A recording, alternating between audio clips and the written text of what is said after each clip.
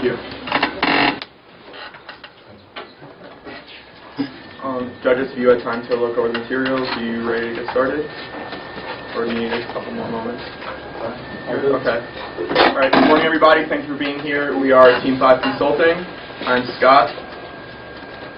I'm Jessica. Beth. I'm Ian. I'm Ian. And I'm Charlie.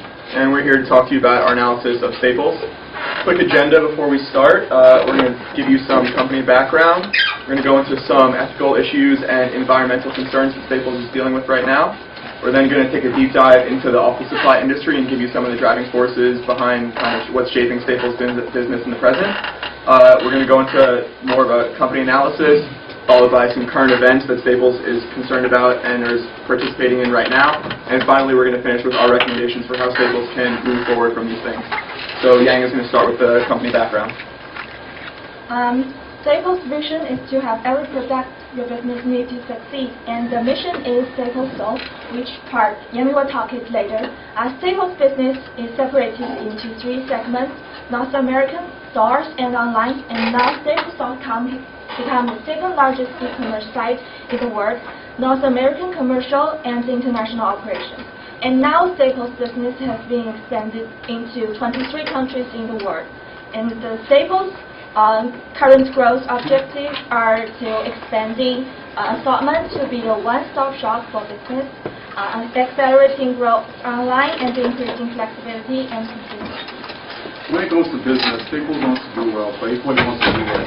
For this reason, in the past year, it's launched an online ethics community for its associates to provide them with up-to-date and relevant information, policies, and resources online about Staples ethics. Also, through 291 audits, it's made sure that suppliers of Staples products are adhering to codes of conduct of Staples in their individual factories. Still in the past year, Staples started a live training program aimed at educating its associates in and outside the U.S. about ethics. Environmentally, Staples is in collaboration with a couple of conservation groups to help reduce Staples' reliance on forests for its products such as papers, and it's even going a step further in helping to promote and preserve forest life. Furthermore, it plans on minimizing its global carbon emissions by 50% by 2020, and as we speak, Staples, your company, is currently adopting green power such as biogases and solar energy into operation. So now I'm going to talk to you about some of the extraneous forces helping to shape the industry. First and foremost, Staples is operating in an industry that experienced negative growth over the past 5 years of 1.8%. Now some of the driving forces: first, digitalization and virtualization. Over the past 3 years, there's been a 24% decrease in the amount of paper used in offices, coupled with an 80% increase in the use of tablets. Similarly, there's been a 79% increase over the past 7 years in the rise of virtual workers. 2, emphasis on services. In an industry that's extremely hard to differentiate yourself based on product offering, it's imperative that these companies offer unique services to distance themselves from the competition. 3rd, shift towards e-commerce. Between 2011 and 2012, there's a 13% increase in revenue generated from e-commerce, up to $261 billion. While Staples has taken many actions to address the rise in e-commerce, they urgently need an action plan to address the rise of digitalization and virtualization. Now Beth will talk to you about SWOT analysis. So we performed the SWOT analysis to see where Staples is currently standing and where you should go in the future. So Staples has an established and well-recognized brand name. Everyone knows what Staples is, what you do, and what you sell. Staples also has the 2nd largest e-commerce site, just behind Amazon. In 2012, it was 42.2% of their sales. Staples is also the largest office supplies supplier. This is being threatened right now by the Office Depot Office Max mergers that Jessica is going to go into a little bit later. Staples also has higher prices compared to their rivals. Depending on where the Office Max and Office Depot stores are located near a Staples store, prices could be higher for them. As well as the indirect rivals, Walmart and Target, have lower prices on school supplies than Staples does. And there's increased external competition from Amazon and W.B. Mason. As Jeremy talked about just a minute ago, virtualization and digitalization, Staples really doesn't have a presence in right now, but there are moves that you can make in this area. So I'm going to go into a brief financial analysis of Staples as you stand right now. So as we can see here on the market cap section, Staples is by far the leader in the office supply industry in terms of size, with a market cap of around $10 billion, more than double that of Office Depot. Even once the merger goes through and that shows up on the financial statements, Staples' position as the #1 office supply company in the world is not being threatened in the short term, especially in terms of market cap. The other thing I wanted to mention here is the price-to-earnings ratio. As you can see, Office Depot is much higher, which would seem to indicate high investor confidence, and that is reflected in the stock price because the merger has gone through and the stock price has risen, as Jessica will get into later. But the earnings in this equation doesn't yet include the Office Max earnings, and so we would expect that to come down within the next year once those earnings get merged together and the financial statements become unified. On the next slide, we can see some key financial ratios that kind of speak to the strength of these businesses relative to each other. And the one I want to point out here is the inventory turnover. As you can see, Staples' inventory turnover is much higher than the industry and more than triple that of Office Depot, implying that Staples is very good at managing their operations. This is actually reinforced by the fact that Staples was able to reduce operating expenses in the third quarter of this year by 39%. You were also able to achieve the goal of reducing operating expenses by $150 million before the fourth quarter of this year, exceeding your goal of doing that by the end of this year. Also, Office Depot's inventory turnover is very low, and we actually expect that to get worse before it gets better as they try to integrate their operations with Office Max. And we expect to see a lot of difficulty with them getting their operations together in terms of sales, store closures, and managing both companies' inventories in the next 3 to 5 years. So we looked at the core and distinctive competencies of Staples to see what Staples does that their competitors don't. And one of the things we found is Staples has a learning exchange, which is used to focus on the learning and training of employees so that employees can provide customer service to their customers better, as well as these programs, incentives programs, and virtual sessions. Staples also focused on having a high-end selection of suppliers that address all the needs of the business owners that Staples services, as well as they have sustainable practices because, as Yemi mentioned earlier, the environment is a huge issue for Staples to focus on. The distinctive competencies are the online and in-store integration. Staples has in-store kiosks right now that customers can go up to if they cannot find a product in the store and order that product online, have it shipped to their store that they're in or to their home, as well as order products online and have it shipped to their store. And the e-commerce site as well is another distinctive competency. With the e-commerce site, Staples is continuously trying to improve it. So just back in October, they acquired Bruno, which specializes in e-commerce personalization technology. Bruno uses Perfect Offer and Perfect Shipping to get these customers to come to the site and stay on there. Perfect Offer helps personalize the website so there's products on there that the customer will need or want in the future or at that moment, so they keep coming back to the website. Staples has already integrated this into their website, so as customers go on the website now, they find more products that they'll need. This will improve Staples' e-commerce capability, which gives them a better chance of competing against Amazon. And this is the first in a series of moves that Staples can make in the e-commerce Silicon Valley. Right now, Staples is creating a lab that will help them organically do all the e-commerce stuff by themselves and not need Google or Amazon's help. So as my colleagues previously mentioned, Office Depot Office Max merger was approved on November 5th. It's a $1.17 billion deal, and Office Depot Office Max had a combined revenue in the last 12 months of about $18 billion compared to that of Staples, which is about $24 billion. It's estimated that the annual cost synergies each year for the first 3 years is going to be somewhere between $400 and $600 million, and that's going to be the result of closing somewhere between 300 and 600 stores.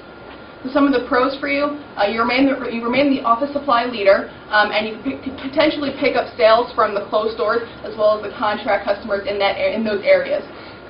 However, competition is certainly increasing in the office supply industry, which is a reason why the merger went through, which presents a larger threat as a competitor for Staples. Here we can see the Staples stock price and Office Depot stock price for last year. On February 19th was when the potential merger was announced, and both stock prices jumped and have been increasing since. However, Staples stock price has increased at a greater rate despite the dip in August when they failed to meet investor expectations. However, it seems that the market is correcting itself, showing increased consumer confidence in Staples compared to that of Office Depot. So how can you capitalize on this merger? We estimated that the average Office Depot Office Max revenue per store is somewhere around $8.46 million, and 47% of that is contract businesses. If 450 stores close, which is the middle number, that's $1.8 billion in available contract sales. So we suggest that you geo-target the sales force where the stores are being closed, as well as run local television advertisements in those areas, really emphasizing stability because they are going to be not having to integrate two different stores as Office Max and Office Depot are. Their strong services as well as their cross-channel integration, which is their online and in-store services. However, this isn't the most pressing issue at this moment, and Yemi's going to talk about what is. The pressing issue for Staples right now is the declining office supplies market. And to combat this, we believe that Staples should integrate its EasyTech into its Staples Advantage business, as well as make it mobile. This will ensure increased business for Staples, while also incentivizing its customers by providing in-store prices as opposed to out-of-store prices. Also, Staples needs to utilize effective channels such as Google Ads to ensure it reaches entrepreneurs and people who work for homes but work for companies, essentially telling them that, hey, you can match any price out there. Also, this is a good thing because margins on services are about 60% and double-digit growth is expected for its services account.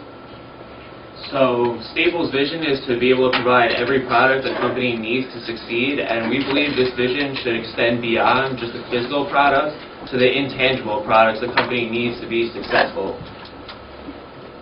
As we've alluded to throughout our presentation, the biggest threat facing Staples right now is virtualization, but that also represents one of the biggest areas of opportunity for Staples to diversify and increase revenue. The virtualization industry has a market cap of $110 billion with projected annual growth rates of 8 to 10% over the next 5 years. The New York Times estimates that by 2015, 40% of all workers will be digital. Furthermore, the shared office space industry has a market cap of $4 billion with a projected annual growth rate of 5 to 7% over the next 5 years. Over the last 10 years, there's been a 30% decrease in the amount of space that offices use. So as the amount of digital workers continues to increase and the use of traditional office space continues to decrease, we believe this represents a unique situation that Staples can capitalize on and monetize the growing trend of virtualization. So in order to do this, we have a 3-piece process, and our first recommendation is that Staples partners with VMware. Right now, Staples has a partnership with Constant Contact, an email marketing agency, where Constant Contact comes into Staples, gives seminars to small business owners about the benefits of email marketing. Staples then receives a certain percentage off each customer who signs up for the service at the seminar, and we believe they should implement the same framework with VMware. VMware is the worldwide leader in virtualization with a 55% market share. Currently, 81% of the Fortune 100 companies are utilizing some type of virtualization, and all of that runs through VMware. We believe small businesses can capitalize on these benefits as well. When you implement virtualization, you'll realize a 50% reduction in hardware, power, and cooling costs, and a company can upload applications to the server up to 240 times faster than physical servers. They can also maximize the return on investment in IT by reducing administrative and managerial costs, as well as maintenance costs associated with possession of physical servers. Perhaps the biggest benefit to small businesses is the mean time to repair, a reduction in the mean time to repair, which is essentially the amount of time that a company's website is not functional. With a physical system, that mean time to reduction is 240 minutes, but with VMware, the best performer, that's reduced to 10 minutes, a 95% reduction. So now we've provided a mechanism to incentivize companies to virtualize. We need to provide a platform for them to implement the virtualization and a platform to find workers for their newly virtualized company. So with that in mind, the second step of our plan is to acquire Elance, which is an online marketplace for virtual workers. Elance is in the business of connecting freelance workers around the globe with companies also around the globe who are in need of short, medium, and even long-term projects. Elance's value in this business is they collect 8.75% of each payment that goes from a company to a freelance worker. So by generating demand for virtualization through the partnership with VMware, we feel that Staples can provide this value to its small business customers by introducing them to people who can help them implement virtualization and also people who can become a virtual workforce for these companies. As we can see from these numbers here, the growth rate for Elance is actually exponential. They grew 30% in the first half of 2013, bringing in $130 million to their website. That actually translates to about $22 million of profit for Elance in the year 2013. So projecting their growth out for the next several years and doing a net present value analysis, we determined that the estimated price for Staples to acquire Elance is between $100 and $125 million, which we actually feel is very affordable for you, considering that you have $1.3 billion in cash on the balance sheet as of the end of the third quarter, and an interest coverage ratio of 12, implying that you not only have the cash to fund this kind of acquisition, if you do need to take out debt, you're in good shape to pay back any interest on those loans. So the third step in our plan, appropriately located in this coffee cup, especially for this morning, is to acquire WorkBar. WorkBar is in the business of providing collaborative workspaces, and we feel that this fits into our plan because once the demand is generated for virtualization, once these companies go virtual, they're still going to want some place for their workers to be able to come in and collaborate both internally and be able to network with other entrepreneurs, like-minded individuals, and WorkBar is in this exact business. So the collaborative workspace business model actually works very similar to a gym membership in the sense that you kind of pay for what you need. WorkBar charges anywhere between $30 a day for their most basic service and $3,000 a month for a team-dedicated workspace. And we feel that, this is actually a great acquisition because it not only helps the Staples core customers, it opens Staples up to a brand new customer base that they aren't really able to reach right now, which is the remote worker and the entrepreneur who works from home.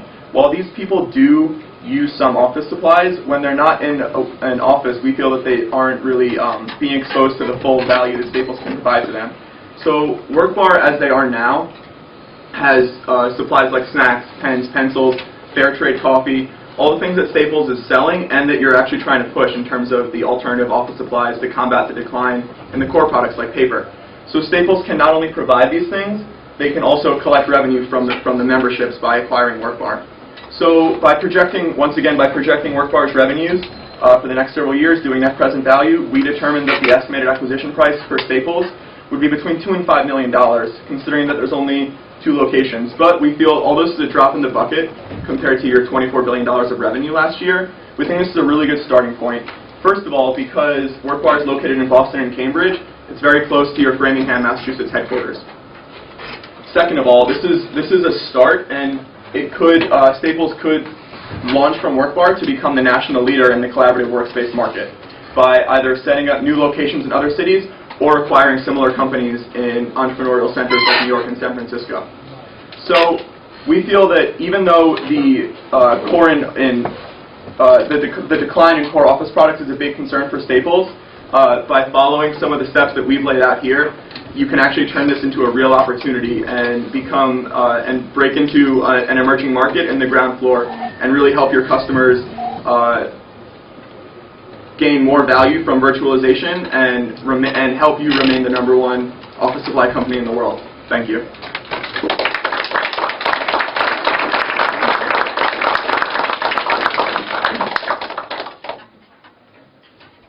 I love some of your e-commerce ideas. I think they're great, but I'm curious about the core business.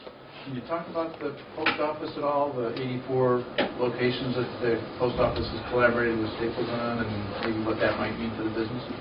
You mean the United? So there was actually an article in the paper this past week saying that the deal with the United States Postal Service is now being threatened because they don't necessarily see the value being derived of the partnership. So that's not a definitive partnership as it currently stands this past week. I think the union certainly doesn't see the Right. value, but I think the Postal Service does.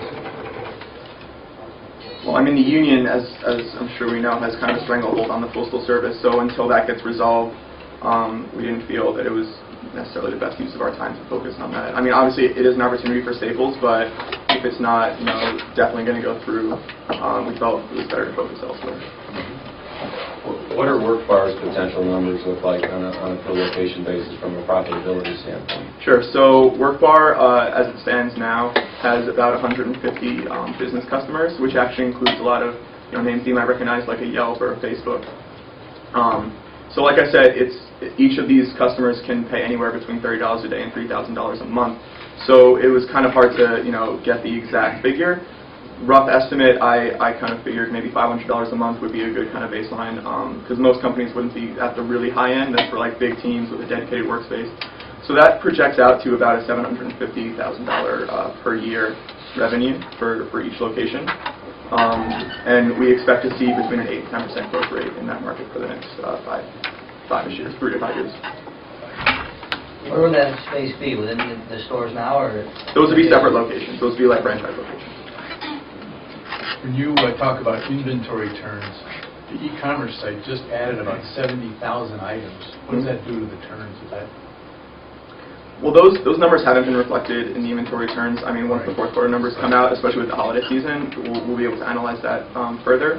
However, I think that it's more of a net benefit to Staples than a drawback, simply because they can offer a much greater selection, and they've gotten very good at managing their operations. So I'm sure that Staples has very good means of projecting demand and managing the distribution to control the inventory. But once again, we would be able to see that effect more in the next couple of quarters. Given the fact that our market share at $24 billion is about 30% higher than the new combined company, what do you think? Why are our prices perceived to be much higher than our competitor? Wouldn't it stand to reason that if we're that much higher in terms of our growth, that we'd be able to get better deals from our suppliers? So that's just the average price. Staples actually has an algorithm built in, and they selectively choose their prices at stores based on a number of things: demographics, income in the area, as well as proximity to competitors.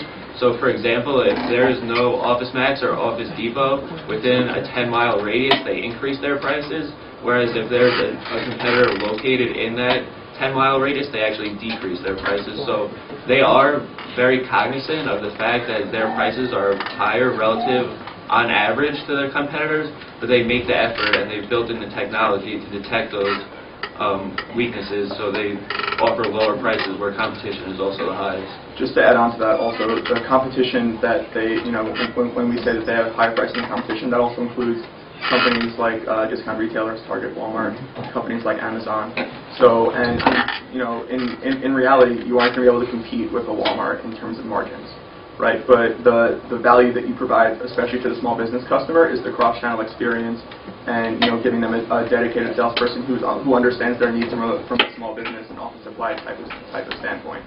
And also by diversifying into increasing services, diversifying into other services, we feel that only adds to the value that Staples can provide to its customer above and beyond that of a Walmart or an Amazon. Also, unlike their competitors who have a 47% concentration in contract business, which is primarily small businesses, Staples is around 60%. So that's their core competency, is serving these small business owners. They're attuned to their needs. They know what services, they know what value they need to be provided, rather than OfficeMax and Office Depot who focus on retail. So that's also another reason why we can charge a bit of a premium. So one of the things you guys focus